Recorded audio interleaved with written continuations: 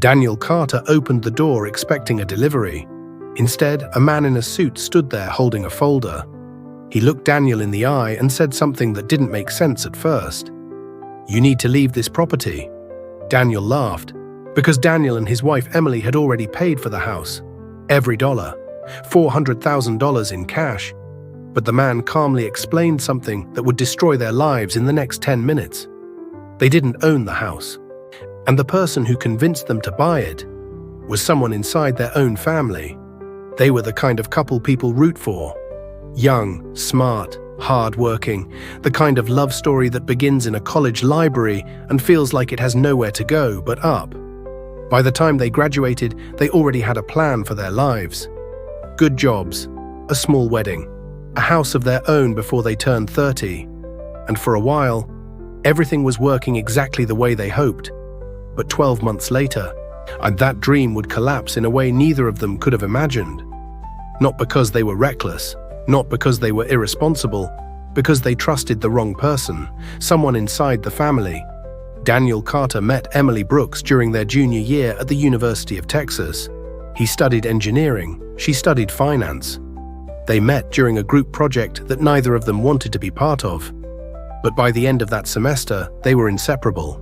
Our friends described them as focused, the kind of couple who talked about their future in practical terms, careers, savings, investments, not just romance. They both graduated with strong job offers. Daniel joined a tech firm in Austin. Emily accepted a role at a financial consulting company.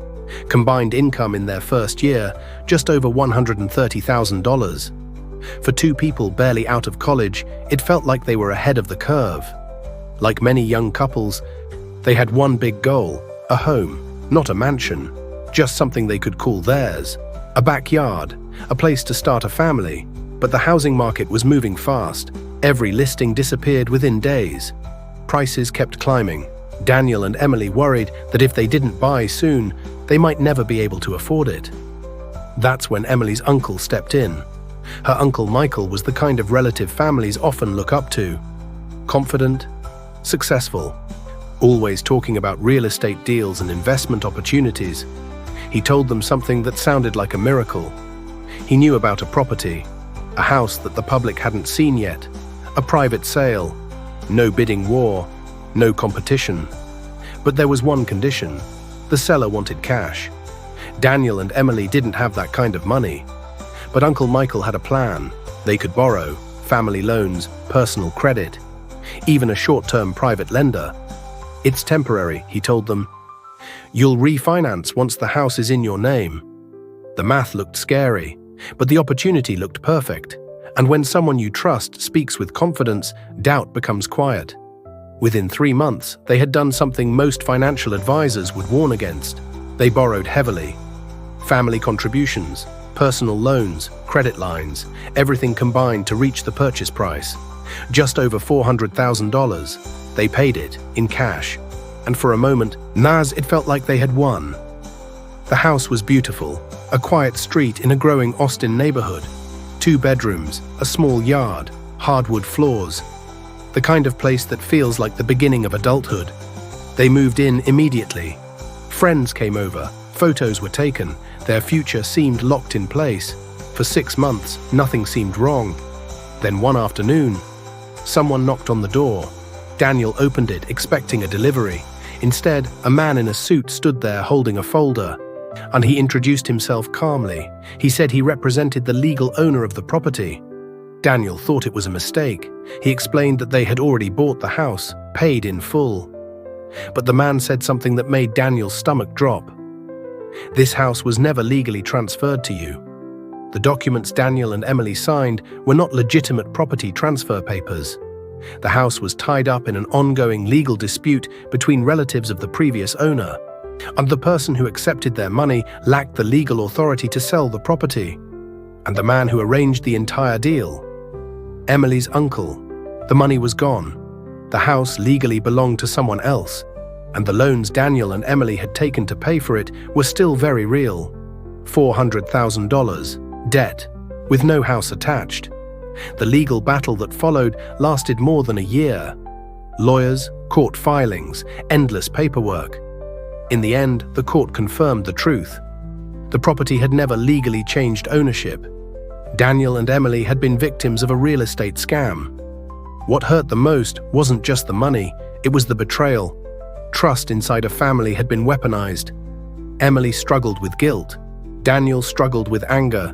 Their marriage was tested in ways neither of them expected so early in life. But eventually they did something that many couples in similar situations never manage. They stayed united. They rebuilt. Slowly. Painfully. But deliberately. Stories like this spread across America every year. Real estate scams are not rare. And they don't always come from strangers. Sometimes they come from people we trust the most. If Daniel and Emily could go back in time, there are 3 things they say they would do differently.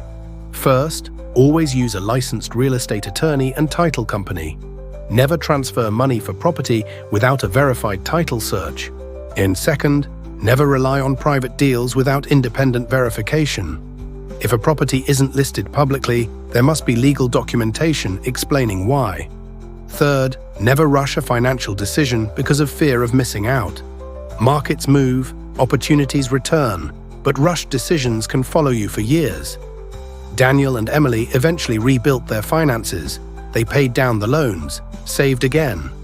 And years later, they bought another home. This time through the traditional process. Carefully, and slowly, with every document reviewed by professionals. But the lesson stayed with them forever. The most dangerous financial scams are not always those from strangers. Sometimes, they come from someone sitting at the same family dinner table. If this story shocked you, share it with someone who is thinking about buying property. Because sometimes the difference between a dream home and a financial nightmare is simply one verification step that no one told you to take. And if this story taught you something, pass it on. Like the video, subscribe for more real money stories, and share it with someone who might need it. I'll see you in the next one.